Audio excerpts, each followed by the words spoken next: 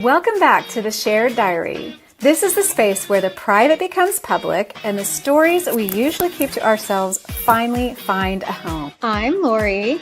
I'm Debbie. And I'm Nicole. We are three women with no secrets, just life. Because life is always better when the diary is open.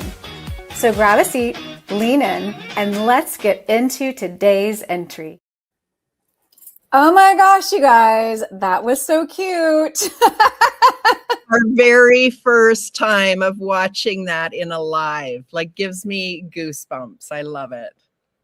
So love it. Yes. And welcome everyone to the Shared Diary. We are so excited to be here. It's Nicole, Debbie, and I, Lori. And like it said in the beginning, in the opener, we're so glad that you're here.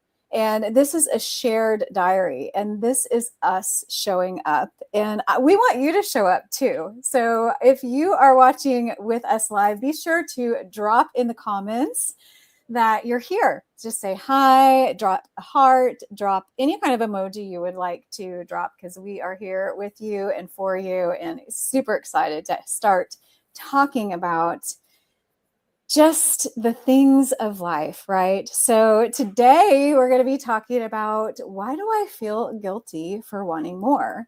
And this is a big topic. I think as women, we do that, right? We feel guilty when we want more, when we are trying to show up in life as ourselves, but we know that there's more out there for us. So I would just love it.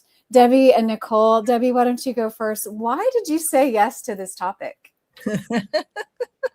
Well, these topics are perfect always, even though they're planned ahead a little bit.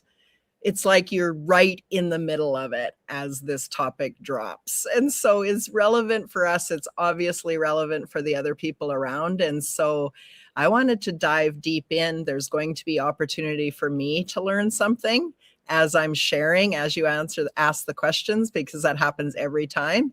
And with new awareness is new choices. And then we all get to expand and create a ripple effect. So it's kind of the same answer I give every time, because I really love having conversations that matter.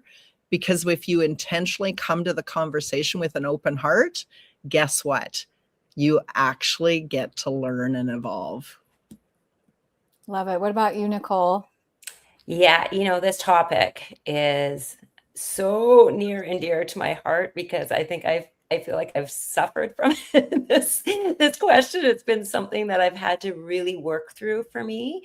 I've really had a lot of guilt about wanting more, or ambition, or like certain achievements, or just expansion in general. And that was something that kind of stopped me a lot in my journey, is that I felt the guilt behind it. And so then it would be like this stop sign. And so today I really want to talk about this, because I think there's so many of us that probably do feel this. I think there's a lot of reasons why we do. And I can't wait to see people's reflections in the chat of what they have gone through, and do they feel this, and what have they done to move through it? Because this is how we grow, is how we all talk about this. And it helps give us permission. I think the more we hear women move through it and share how they've done it or what they feel, we can feel that sense of like, we're not alone on this path. And so I'm really grateful to have this topic today. And Lori, how about you? What about you? Well, first of all, thank you, Lonnie and Sarah, for being here with us. And as you're tuning in and as people are joining us, we do want to hear from you. So the question is, why do I feel guilty for wanting more? And for me, I'm actually living this right now, right this second. I just told Debbie and Nicole before we went live, I'm making some choices in my life, in my professional life, that are, I'm wanting more. I've grown as a person, as a woman, as a business owner, and I really do want to dedicate more time and effort putting towards myself. And so the whole guilt trip thing, right? We put ourselves through guilt trip, or maybe someone else has put us through guilt trips, but I'm super excited about this topic, because for me right now, I'm living it. And so this is going to help me. Like you said, Nicole, it's going to help me to have this conversation and to have you guys chime in on the other end, whether you're watching on Facebook or LinkedIn or YouTube Live. Please drop a comment in the comments so that we can say hi and appreciate you for being here. So here's the deal. Have you ever caught yourself thinking I should just be grateful? And that's kind of where I've been and where we've all been, right? Maybe your life looks really good on paper and you feel like you should appreciate where you are. But, there's still this quiet voice wondering if there's more, more peace, more freedom, more joy, more purpose, more time, so much more. And so we're opening up our diary. Hi, Gina. We're opening up our diary today and we're sharing it with you. And we want you to share with us because it really is a shared experience. It's a shared diary. And we always like to say, because life is better when the diary is open. We're ourselves, we're showing up as who we are authentically, and we want you to do the same. So the first question that I want to kind of dive into is why it's based on the theme, why wanting more feels wrong sometimes. And so what does, let's just first of all define more. What does more actually mean to you right now? So Debbie, as you've journeyed through life, and we all have our own journeys, but there's either been a time in the past or maybe right now where you're needing more of something. What does more actually mean to you? Boy, that's a great question, because I think that what you said earlier is that guilt of, shouldn't I just be happy with what I have? So more means something you don't feel like you have. Right? So it could be freedom. It could be more time. It could be more money. It could be more love. It could be more fun. But why aren't you feeling satisfied, fulfilled, grateful, right? We can be grateful for what we have and still desire more. More can be more depth to any of those things we already have. So it's a great question, but it's also a deep question. What does more actually mean? To me, it means deeper, embodied truth. I don't have to push or pull or want or feel like I'm missing out. I literally just have it. It's part of me. It's embodied. It's who I am. And that feels so easy. Mm.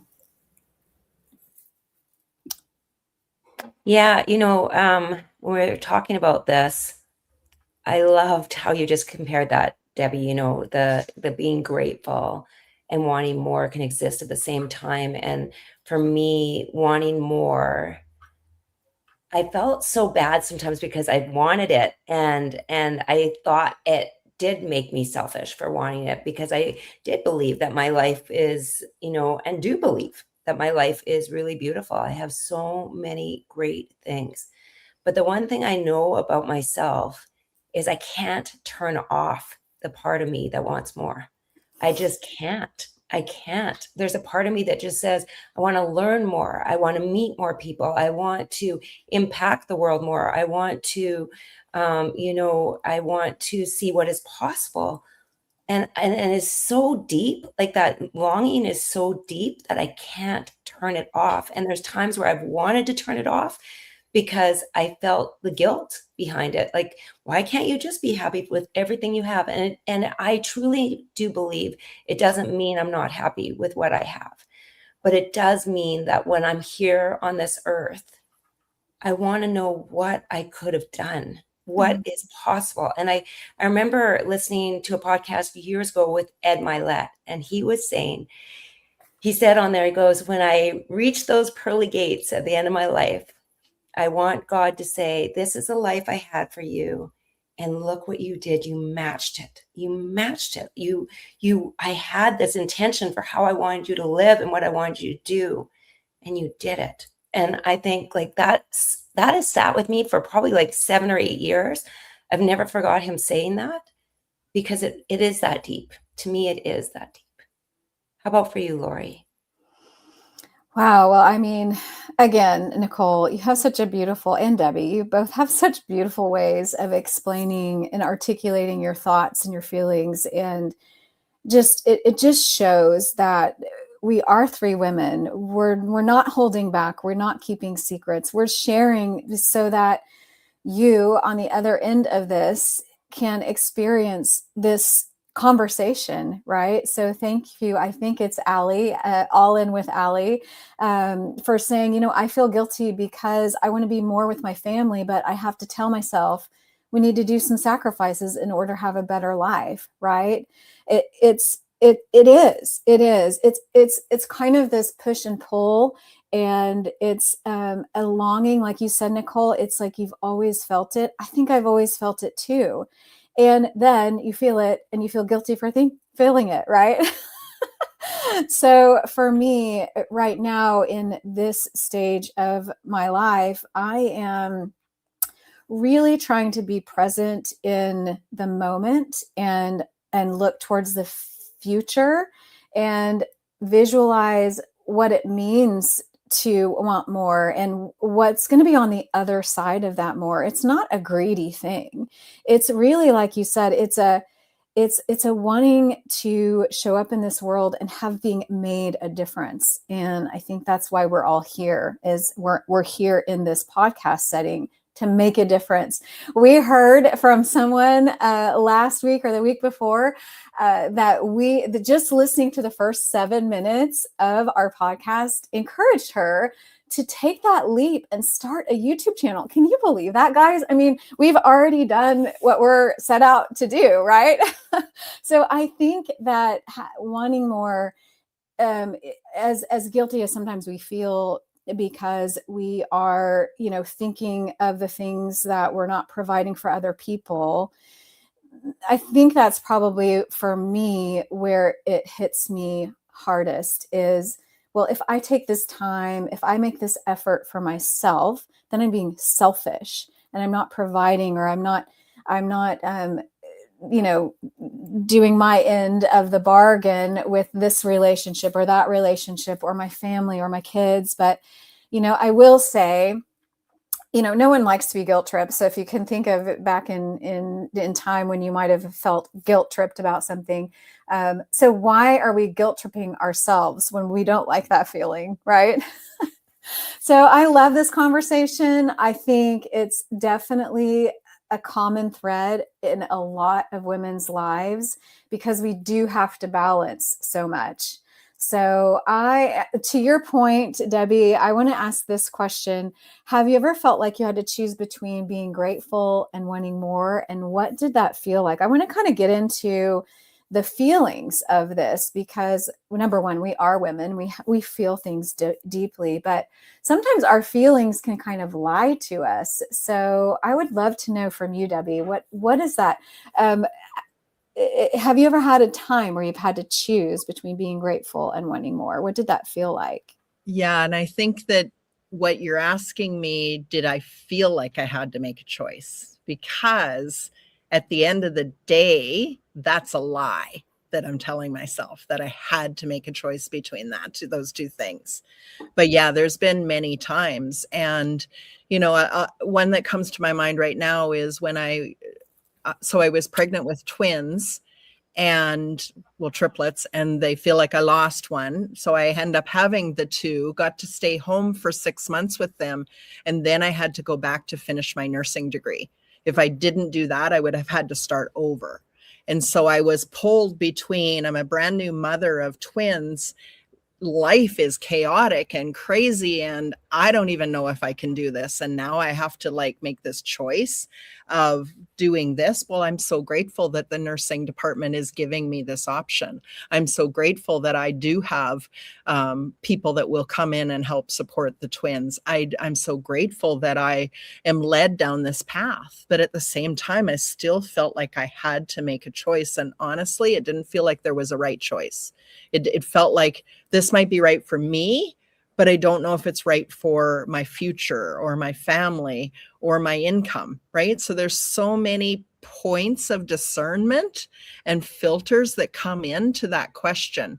But one of the other things that you spoke of or hinted to that I heard is, where is your old story making up?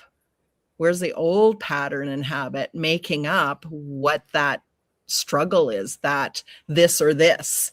And for me, I was the person that took care of my family at a very, very young age. You know, I was cooking the meals, buying the groceries, doing the things at a very young age.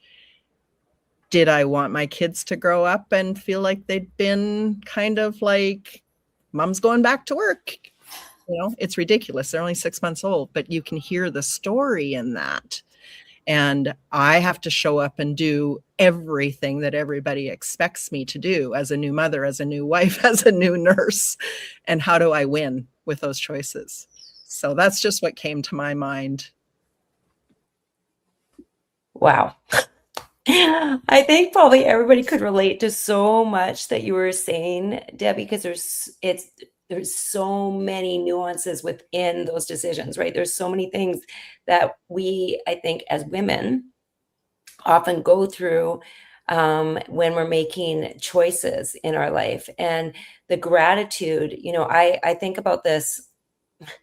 I was a stay-at-home mom, and I felt very grateful to be able to do that, because that's not everybody can do that. And so I had a lot of gratitude that I was able to be with my kids and be able to go to their school and be able to drive them to school and be in those conversations, go to their lessons, do all of those things. But then there was also part of me that was like, I want to, like I was saying at the beginning, that I want to make this impact. I want to financially do things for our family. I want to interact with some adults some days that I sometimes was not interacting with. There was desires in me, and the guilt I felt on that was like, it was crazy, because I did feel in my mind at the time, I felt like, if, like I've said it in here before, my mom was a stay-at-home mom. And I think, sometimes when you have that vision of what you should do, and I love my mama with everything in me. And I was so lucky to have her home with me, but it also set a story in my head of like, this is the way it should go. And this is the way you should do things. And yet I'm my own person. I have my own stories, my own things that I would love to do in life. And I think I wasn't allowing myself to actually live into them because of the stories. Like Debbie was saying, there's a story behind our choices. And when we're not living it out, you're in that constant flux of feeling good enough and not good enough, doing a good thing, not doing a good thing. Like, you're never in that beautiful balance of like, I'm living the way I would love to live. I think we're not living in our truth. If I really come to it, we're not living in our truth of what we would really love. So we hold that back. And so I love this question, because I think there's a lot of people that would probably feel, and I would love to know, and maybe we'll go into this, but with women feeling this more than men about this choice, right? Because this is something that we discuss in our circles a lot, but I wonder if they do, these kind of choices, the same kind of choices, not in a bad way or anything. It's just I'm always really curious about that. Lori, how about for you? Wow. I mean, that is such a great point. But I feel like when I'm listening to you guys, that I'm actually listening to myself, because we are women. And I think this is a big, big, big struggle of a lot of women, is the feeling guilty. And if you'll notice, our stories, and my story is also going to be surrounding my children. Our stories are about our children and the choices we make as moms. We're professionals. We are, with or without a spouse, but we have these other responsibilities, and it's called children, right? That we've brought into this world. And, we didn't do it alone. We're never alone. But I think back to, really, it was just a few years ago in 2024, when I had a choice. I could stay safe, stay in my state, stay comfortable, extend my lease, stay in the house that I was living in, and then move into a house that I was that I own, and it was a transition. My youngest son had just graduated high school, and my choice was, do I stay here? But I really want to go. And so I felt a lot of guilt about going. I felt a lot of guilt at first, about basically packing up the house and kicking him out. Because my other two had already left the nest. And I'm like, guys, my third child, my third birdie has left the nest and I want to leave too, right? I don't want to stick around here. So I came to Florida and I had this grand adventure. I started the Be Awesome Network. It was basically the start of my new life. This second half of my life, right? A lot of women reinvent themselves, we say. Well, I was in the middle of that, but I felt guilt. I felt like I'm leaving my kids, I'm leaving my family. But someone told me, Lori, why are you feeling guilty when you're actually an inspiration to your children on what they could do with their lives in the future? You're setting an example of someone who's not afraid to do something different. And I was like, thank you for that. And that just immediately relieved my guilt. So I think the next question we're going to get into, but before we do that, I want to kind of address some of these comments that are coming in. Allie, I want to say you've cut. What did we already do this? Okay, 10 hours a day, withering or burning my talents. So that's where I felt the I want the more, and I started a new journey. So this was Allie. So congratulations that you're starting that new journey. We would love to know more about that. And then Lonnie says, Debbie, I had to make a similar choice when my son was diagnosed with cancer. I didn't want to go on with this episode without acknowledging you, Lonnie, and what a hard choice that must have been. And so we see you, we hear you. Thank you for joining us. Thank you for sharing. And then we've got, Gina and Allie chiming in. I'm so sorry about that, Lonnie, prayer hands. So we're here for each other, right? This is a journey. This is a shared diary. I love that we're experiencing that here and now in the live episode, right? So I want to move on to the next question, which is basically, this I love this mind shift, because whenever you're having a struggle and you're hearing someone else struggle and share their thoughts, and you give them a new outside perspective, this I feel like kind of shifts in that way. So I'm going to ask a question. If the woman came to you feeling guilty for wanting more, what would you want her to know? Debbie's laughing. She's like, oh yeah. What would you want her to know, Debbie? Well, it's such a good question, because we always need to ask that question. But of course, it would be very simple for me is that you deserve to honor you. You have to come first in your life, right? That is not selfish. That is just part of living this life and having a sustainable, fulfilling life, is that you must honor your dreams.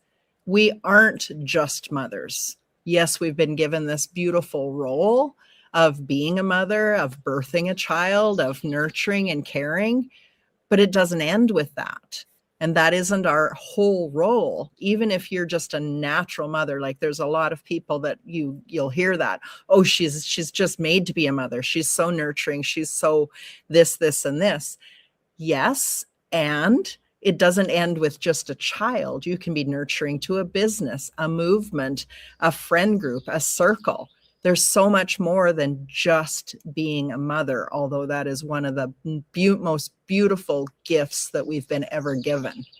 But there is more, and you deserve that more. So really tapping into who you are and what you would love is probably the most important exercise gift you can give yourself. And so I would take them through that exercise.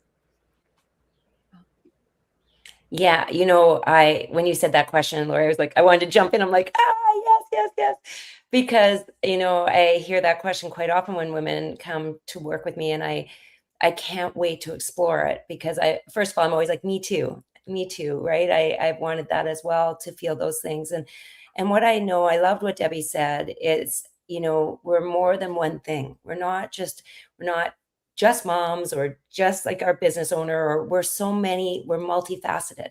And I think that's the beautiful part of us, is that is what we are, that makes up us. And I think about it often when we talk about wanting more. I think about my children, and I think about, if they came to me and they wanted more in their life, they wanted to live more, they wanted to do things that were exciting, they wanted to go travel Europe, or they want to go, to these universities, or they want whatever it is, a job that they want to go after.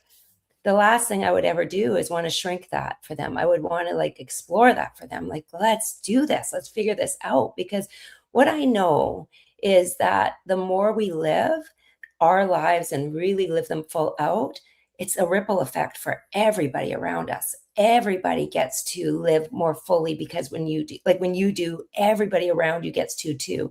It's not just, it's not just about us. It is the ripple effect. And happiness, fulfillment.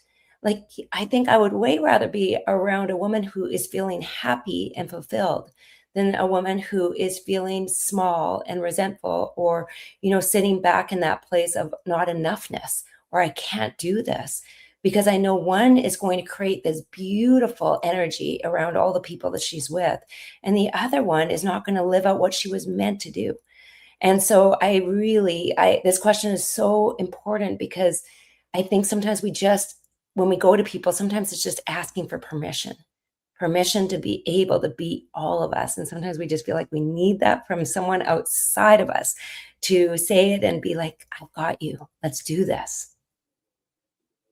I love that. And you can tell, if those of you who are listening and watching and chiming in, you can tell that Nicole works with women on the daily, and she is a great encourager. And so does Debbie. And in fact, Lonnie says nurture is the N in shine, Debbie's shine framework. So, all three of us work with people, and whether it's, being an entrepreneur, or finding your voice, or launching your business, or, getting inside of yourself and really digging deep and getting that confidence back. And then having a perspective, shifting your mind from, like what Nicole was saying, we would never want you to shrink. We would never want you to not show up as who you are. And that's why we're here. So thank you guys for chiming in and listening. And also would love to hear from you. What is your encouragement for other women? Because here we are having this conversation. And the point is to get out of that guilt into the very best version of ourselves that we can be. So, if a woman came to me, I mean, this is like, talk about your friendships. If a woman came to me feeling guilty for wanting more, what would I want her to know? Well, I would want her to know that she deserves more, that she can do it. And we were just talking before we went live today, and I was sharing a little bit with Debbie and Nicole, and I'll share it with you now, I guess. But I was sharing, like, I do feel like I'm in this stage of wanting more, and that I do feel that I've got all of these ideas that I want to pursue. And both Nicole and Debbie were encouraging me, well, Lori, we see that in you. We see more in you. We want that for you. And so that's what I would do. I would encourage you, if you're thinking you want more, thinking that you deserve more, thinking that you want to start something. And that's what I always love to say in the Be Awesome Network is, you're awesome. You're awesome. Start it. Do it today, and figure it out tomorrow. Kind of like we launched this podcast, right?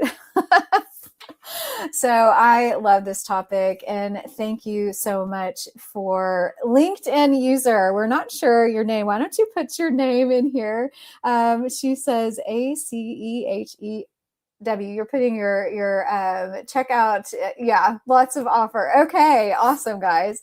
I love it. So thank you guys for chiming in. Also, I want to just mention that we see you, we hear you, we are providing you tools even after this podcast. We've got a weekly diary that we've developed. And so if you are wanting that diary, we've got a way for you to receive it. So be sure and comment diary. It's journal prompts. It's kind of a worksheet surrounding today's topic. So if this is speaking to you, we want to hear from you, and we want to provide that for you. So All right, we're going to go into our rapid fire questions. These are super fun. So this is the rapid fire guilt edition. I want to know, when you dream bigger, do you feel excited? Do you feel nervous, or do you feel guilty? I would love to know this. Debbie, do you feel excited, nervous, or guilty? What comes up first for you when you are dreaming bigger? Oh, you get me with these rapid fires because I don't always want to say all of the above, but I think excitement would be my first. If it didn't excite me, I wouldn't even go down the rest of the emotions. It would just be like, nah, no, thank you. So that would be my first emotion. Yeah, for me too. Excitement for sure. Like, it's, if I'm not excited, then it's not really a thing that I really want to pursue, because it's something that would take probably more effort and challenge to do. So excitement for sure. I think guilt comes after I ponder it maybe for a while, like after I think about it and like what it might take and what's going to happen and all those things. That's when my stories start to come in. But usually it's excitement first, I think. And that's part of that growth mindset of like, I just want to do new things. And that's what I feel too, Debbie. Excitement as well. I love it. I love it. Well, it's unanimous. I'm watching the comments come in, and I love Lonnie. She combined excitement with nervous, nervous excitement.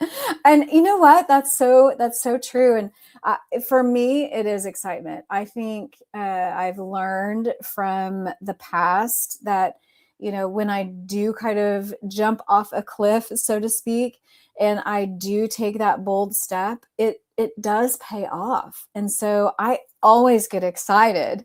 Of course, the nerves kick in, and I think the guilt kicks in, like Nicole said, like as a process. But I feel like it's that order for me: excited, nervous, then guilty.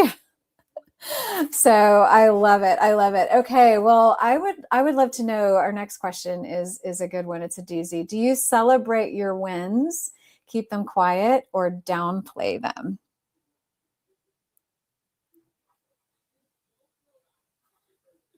Okay, I was hoping you were taking Ask Nicole first.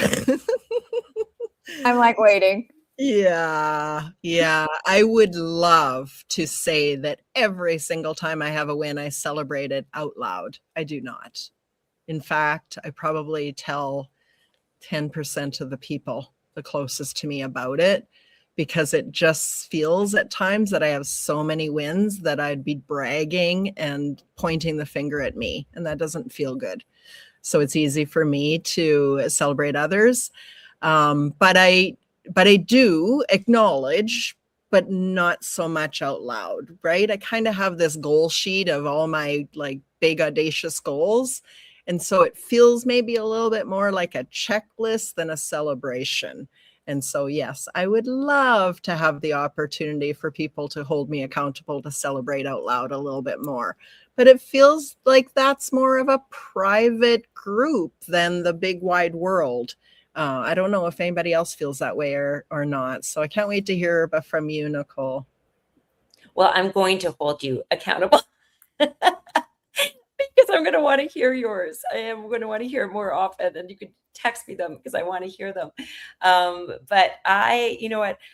This was hard for me too. This was a harder one too, because I think lots of times we just do, and then we don't look back at what we've done, or we do what we think is necessary, and we don't always see it as being anything big, or maybe we look for it. It has to be monumental for it to be big. And so I've been really practicing, and I do it with my clients too, practicing celebrating, because this is, I believe so much in the fact that when we celebrate, we see us, we see our value, we see who we are. So then we can trust ourselves to do what we need to do next, whatever comes up. So if we ignore it, then we're just bypassing it, and we're not building the evidence of what is possible for us. And so I think it's really important. So, like lately, like if I have to do, like, especially if it's tech stuff that I'm like, oh my gosh, like I had a tech thing in one of Debbie's groups, and it was new for me to do it. And I remember I tried it, and it actually one time worked. it worked. But I did this happy dance in my office that was like, I'm like, yes, yes, yes, yes. Like I was like so happy. Like I totally did this dance. And I'm trying to do that more often now, like just like dance around the house or whatever it is. But I maybe it's a little bit more private, but it is like it's a recognition for myself of things that really were challenging for me, and they may not be challenging for everybody else. Other people may be like, that's a walk in the park, but for me it was. And so when I have to go do it, I'm trying to be like, yeah, if you can do that, then you can do this again. And I like celebrating with my kids. I think that's those two I really love to celebrate a little bit, because I want them to know what is possible, what I struggle with, and then what is possible, because I want them to see both sides of the things that I find really challenging, and that I did move through it. And so I like to share it with them, only for the fact of like, we can all do this together. Like we've got this. And so that's another little group that I love to share it with. So, and how about you, Lori?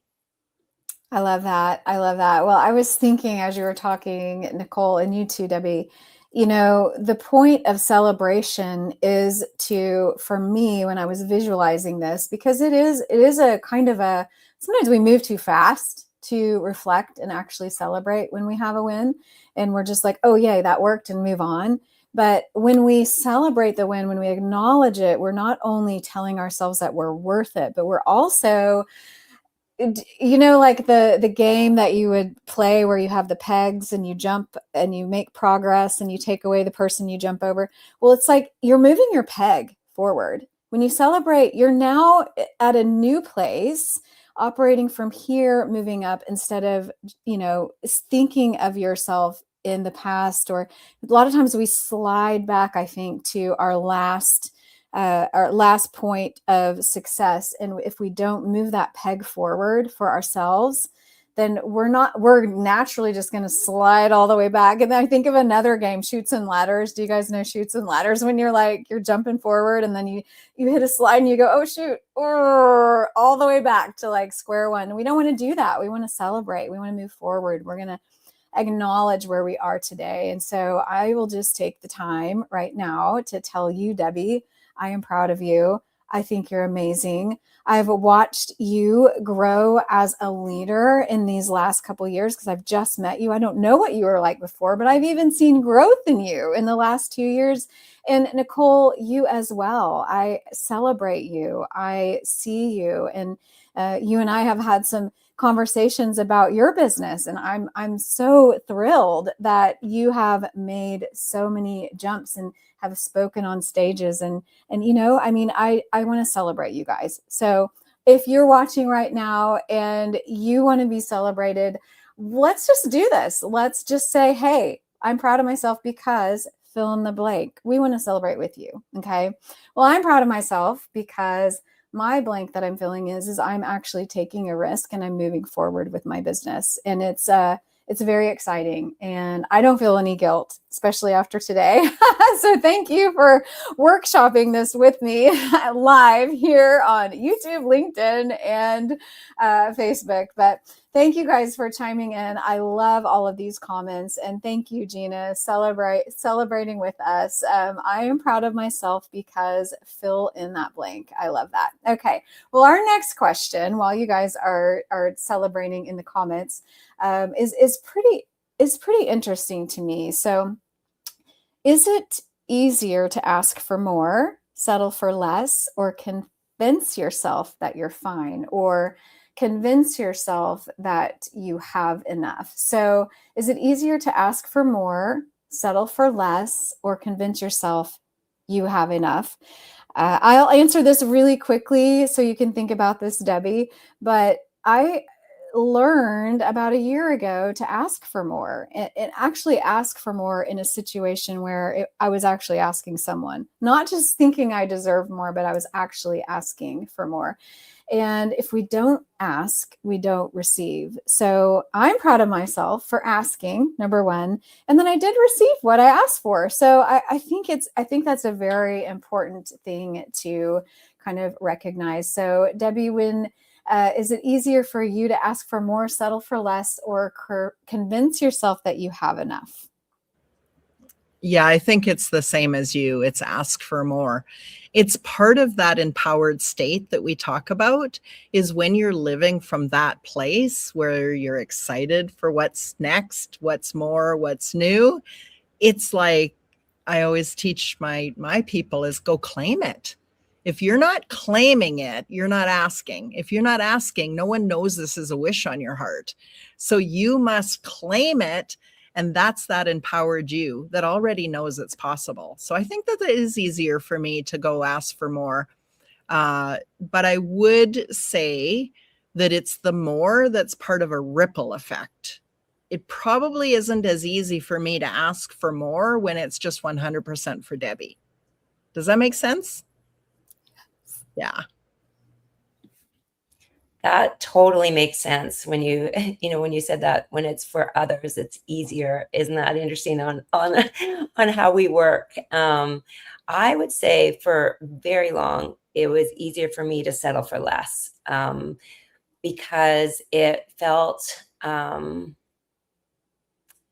like I wasn't taking away from somebody else. And it felt like it felt safe actually to be in that place of not, you know, not receiving that, because it was easier for me just to give to the other people and whatever they needed. And then I would be like, that had always been my thing, like give first, give first, give first.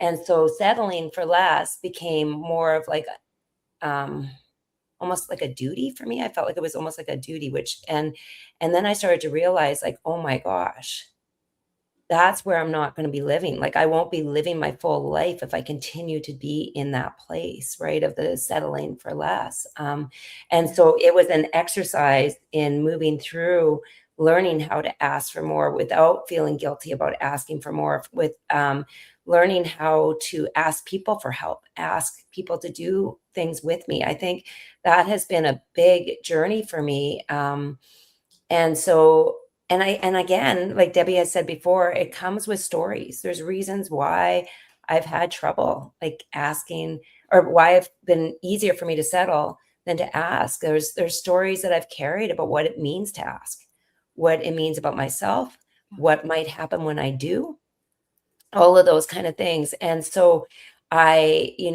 but if I do want the goal on the other side, which is like a life that you design, like a life that feels good and it feels beautiful and it feels fulfilling and it feels adventurous and expansive, if that's the life I want, I can't sit in the settle. I just can't. I can't sit there because it's not going to happen. So then I have to start telling myself the reasons why those stories aren't true, because they won't help me get there. They just won't. And so I've had to really work on my mind that way, because it's the meaning we make out of it. It's always the meaning of like asking for help or asking for more. What meaning did I make out of that? And if it's not a one that helps me feel better and move forward, I'd often go back to the settle. So I had to really work through that. And it's so much better than it was, but it's still something that stops me every once in a while for sure. Wow. I appreciate that, because it is scary, right? When you're having to kind of voice it or ask or put yourself out there. It is scary, because when you were talking, I was thinking about, well, what if the answer is no? What do we do with that, right? What if the answer is no? But like we talked about, you don't receive unless you ask, So I love this topic, and I love that we're encouraging you guys who are listening and watching to ask, right? Asking for help, Lonnie says, is often a big stumbling block, but no one will offer help if they don't know exactly what you need. I think that's so, so very true. So thank you guys for chiming in. And then, of course, Allie says it's okay to ask for more. Gina says it's easy to ask for more. No way I'm wanting to ever go back to a standstill. Good for you, Gina. I love that for you. So let's encourage one another to ask, to push our way forward, to actually know that we deserve it. And so this is a fun question. We're not gonna go so deep, okay? But this is a fun question. So when someone compliments you, I think it's fun. when someone compliments you, do you accept it, deflect it, or explain it away? This is a fun one, because I think this shows a lot about, sometimes for me, when I think about this, it depends on where I am in my head. Do I accept it? Do I deflect it? Or do I explain it away? So Debbie, I would love to hear from you. When someone compliments you, what do you do? Yeah, I think that you nailed it. It depends on the state you're in. And so sorry, I also have had to practice the art of receiving, the art of asking, the art of receiving, the art of really allowing that give and take energy. And so I now fully receive a compliment because it was given with the best intentions. And if I deflect it, it's like, no, thank you. I don't want your gift. And that doesn't feel really good to anyone. So that's me kind of giving back to the person that gives me that compliment, is just receive it and say thank you and I really embody it. Yeah. Great question. I love that, because it is a two-way street, right? It's that giving and receiving, and it is a gift to the other person because they thought about it enough to say it to you. And I really love that reflection, Debbie, because that's such a, like, when we put up that wall, it's like saying no thank you, and that's almost like not to them, like what they gave you was no thanks to the gift. And I think about that too. I've had to work on this one too, because I'd be like, oh no, they'd say something, I'd be like, oh, it was so easy, oh, like whatever, that that but I remember taking some courses, and one of the women were like, well, if you want to build confidence, you have to take it in and be like, that's, receive it, like, this is, you're somebody's giving you, like Debbie said, this gift, right?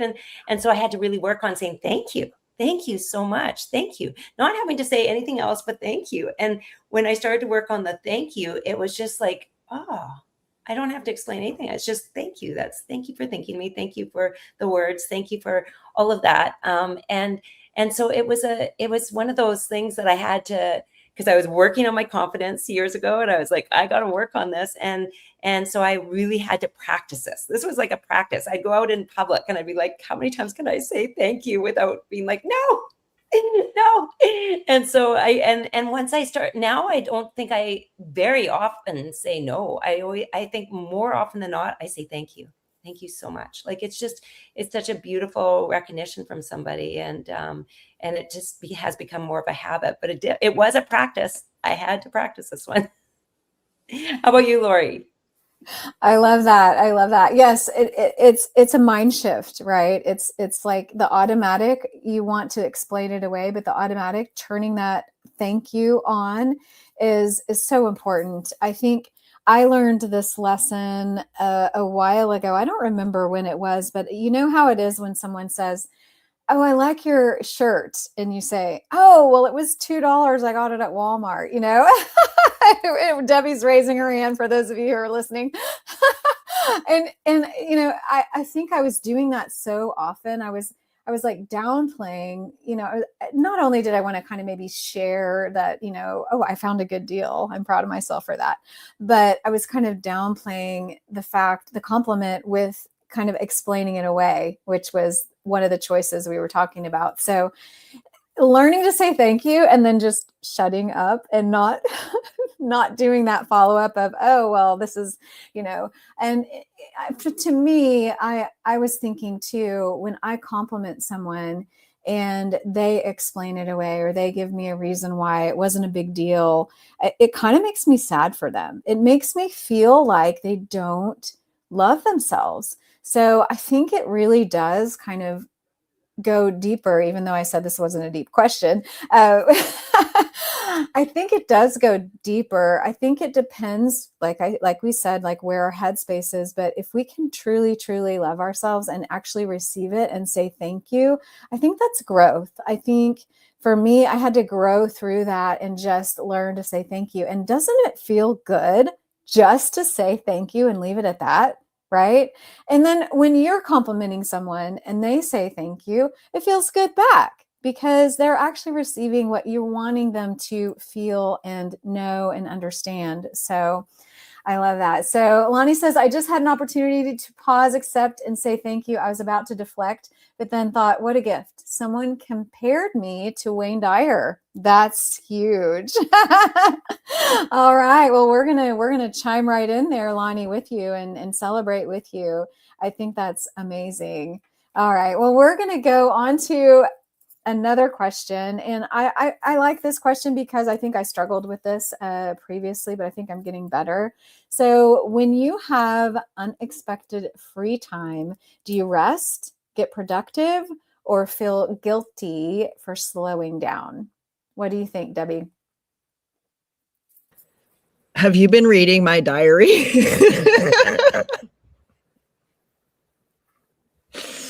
Because right now, you guys can see if you're watching this that I'm at the lake.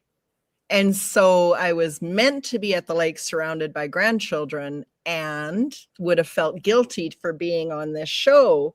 But actually, in fact, they aren't here. So then I'm like, I need to get all this stuff done. So I'm sitting here between I'm at the lake, the birds are singing, the beautiful water is calling to me. And I need to get all these things checked off my list so that when they arrive, I can be more present. So, struggling a little bit and investigating, reflecting on why that is, why that feels easier than just resting. So, thanks for peeking in my diary. I love it. You're welcome. Oh, that's so funny. Well, you know what? I think this one has been a challenge for me for sure. You know, I don't, when there's a blank space, it's like almost like, oh, how can I fill it up? Like, oh my gosh, what can I do? What can I do with it? And I think that it became very challenging as I was building this business, as I was doing that, because behind all of it is that like I must do in order to create and be, and like, and especially as a solo entrepreneur, right? I think that was one of my most challenging things is, what does rest mean during that time? Like, can I let go enough to rest? And will I be safe if I rest? Is it safe enough to rest? And it's something I continue to work through. And at the beginning, when I was building this business, there was a philosophy out there, and it was oh, it was so challenging to listen to, but I was buying into it at the time. Like, work, work, work. Do not watch Netflix. Do not take time to do things like, be completely focused on your day. And from the time you wake up till the time you go to bed, all these kind of this mindset of work, work, work. And that was quite a few years ago, but it was so, when I was first starting, I was trying to learn from everybody. And I was like, okay, this is what I must do in order to be. And I was exhausted. Like, I was exhausted, and I missed some of my Netflix movies that I really love. And I was like, oh my gosh.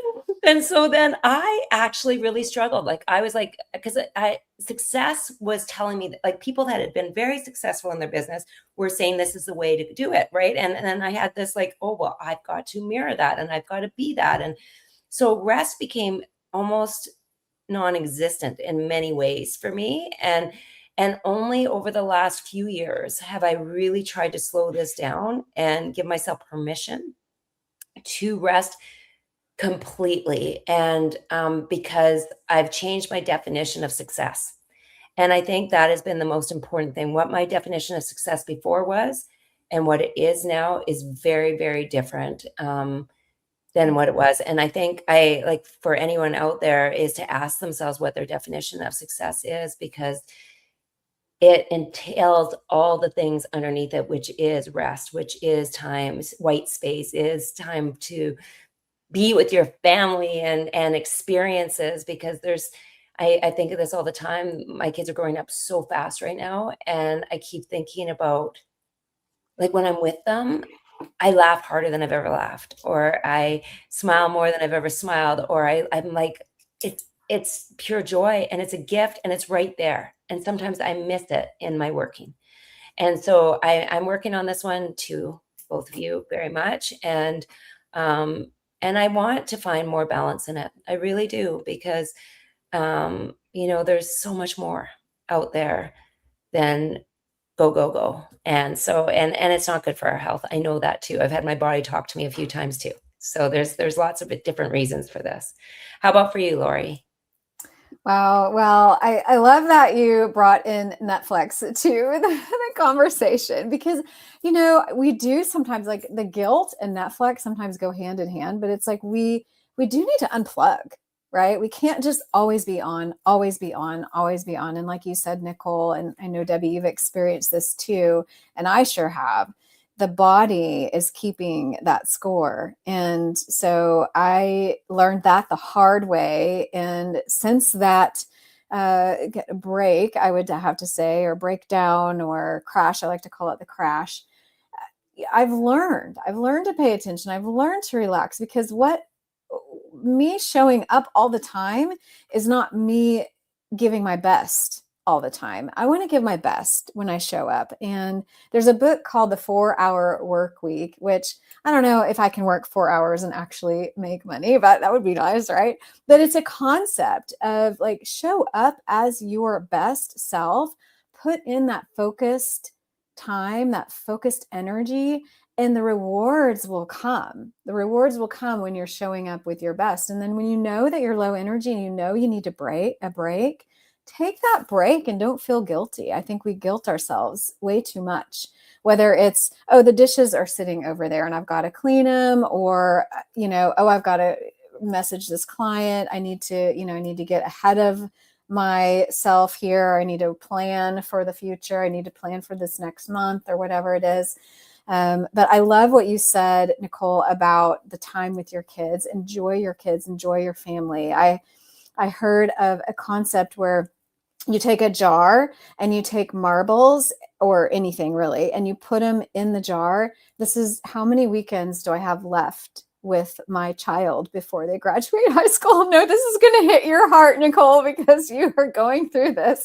But it's like, take a marble out every week, and you just watch it go down and down and down. And so, yes, monopolize on the time that you have, because you don't get time back. It's the only thing that that we can't get more of. We can't go back and get more time. So I love this topic. I've loved this conversation. It's so hard. This hour just flies by, guys. I don't even know where the time went, because there's so many more questions I wanted to get into. But I thank you guys for chiming in and being a part of this conversation. And this is a different kind of podcast. This isn't just us talking and you listening. This is you interacting. So if you're watching this, even if it's not live right now, on Facebook, YouTube, LinkedIn, we want to hear from you. We want to hear from you. What did you learn today? What are you encouraged? What's your next step? And at the end of our diary session, we always ask the same question. But Debbie, did I see you pop a poll up there? Okay, why do I feel guilty for wanting more? Number one is, heck yes, that's me. Number two is, I hadn't thought of that before. And number three is, I will reply privately. I love it. So put 1, 2, or 3 in the chat so we can know your answers. But we're wanting this to be a shared experience, a shared diary. And we do want to hear from you. So thank you, everyone who's tuned in live. Thank you for those of you who are watching in the future for chiming in and being a part of this conversation. We love it, because what we're wanting to do is make a difference. We're wanting to make a difference in your life, but we're also making a difference selfishly in our own lives as we're going through this process and having these conversations. So important. So I just want to mention a couple things, because we want to give you some action steps. So some things that you can do after this episode is pay attention to how often you say, I should be grateful. Then gently ask yourself, am I practicing gratitude, or am I talking myself out of something I genuinely want? Another thing you can do is write down one thing you've been wanting more of. Instead of judging it, get curious about it. I want more time. I want more freedom. I want. get curious about it. Why? Why do you want it? And then ask yourself, if someone I loved wanted this, would I encourage them or tell them that they should just be grateful? I think we all know the answer to that question. And then lastly, choose one small action this week that honors what you're wanting more of, even if it feels uncomfortable. So we're challenging you guys as you're a part of this conversation, a part of our diaries, our living, breathing, living diary. We would encourage you to choose one small action this week that honors what you're wanting more of, even if it feels uncomfortable. So, and then of course, our questions we like to ask every single week is, what is bringing you joy right now? What is challenging you right now? What is inspiring you right now? What's one thing you're grateful for this week? So that's the prompts of in your journal, like as you're writing in your journal. I've got mine right here. Answer those questions. What's bringing you joy? What's challenging you? What's inspiring you? And what's one thing you're grateful for this week? And then don't forget your action step. So to answer the question, to end our time today, we always like to say, if you wrote one sentence at the bottom of today's diary, what would it be today? So Debbie, what would your diary entry be for today? I am eliminating guilt from my diary and from my life. Love it. I love it. I love it. At the bottom of mine, I would put, you are allowed to want more. You are made for more. And I believe that for every single person that I'm ever in contact with, is that you're allowed to, and you're made for more. And I hope that for every single person. And I feel that more today after talking to you two and everybody that's been coming in. I believe that with all my heart. This is how we create so many more beautiful things in this world. Love it. Wow. Such great entries. And I think I agree with both of you. I think my entry for today is, today I'm giving myself permission. So I'm letting go of the guilt. I'm giving myself permission, and I'm not going to be scared of what might happen or could happen. I'm going to be excited, not nervous. I'm going to be excited about what will happen, and then I'm going to make it happen, right? I love it. I love it. Well, thank you guys so much for joining us. It has been our pleasure to be with you today. Thank you for being a part of our diary, because as we have been discussing this whole time, I think it's so important to be in each other's lives and to open up our diaries. So we're opening up our diaries. We hope that you open up yours and have this shared experience with us, because life is better when the diary is open.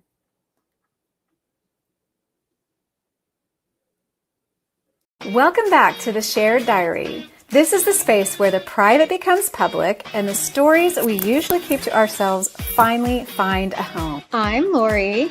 I'm Debbie. And I'm Nicole.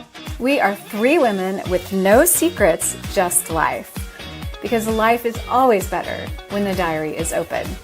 So grab a seat, lean in, and let's get into today's entry.